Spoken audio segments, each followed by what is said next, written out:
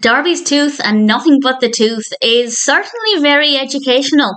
This is the first segment of the 20th episode of the first season of My Friends Tigger and Pooh, and it's quite different because Darby is actually away, so Pooh Bear and Tigger are the super sleuths on their own, and they actually do the intro and they leave a gap where Darby normally speaks, and I found it to be very, very entertaining.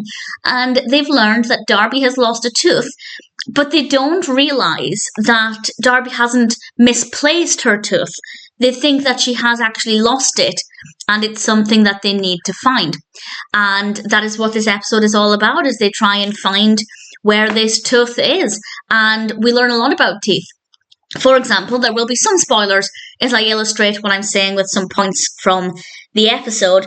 They talk about how teeth are used for biting, which of course is one of the first things we learn about teeth when we're at primary school or elementary school. We learn that the role of the tooth primarily is to bite and chew, and they set a trap with some rather healthy foods to attract the teeth because they love to bite.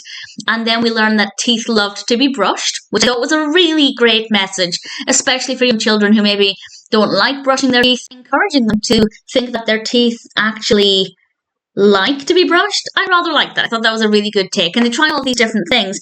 And then, of course, ultimately, they learn that Darby hasn't misplaced her tooth.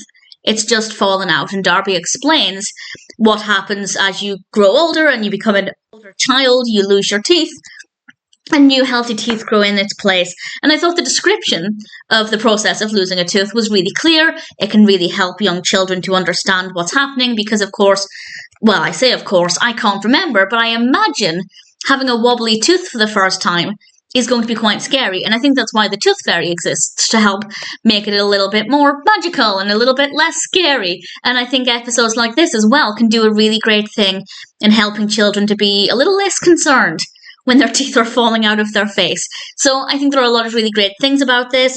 It was a little bit different, having Tigger and Pooh super sleuthing on their own, and that worked very well. That's not to say I would want Darby to not be in it for a while, but we brought Rabbit more into it.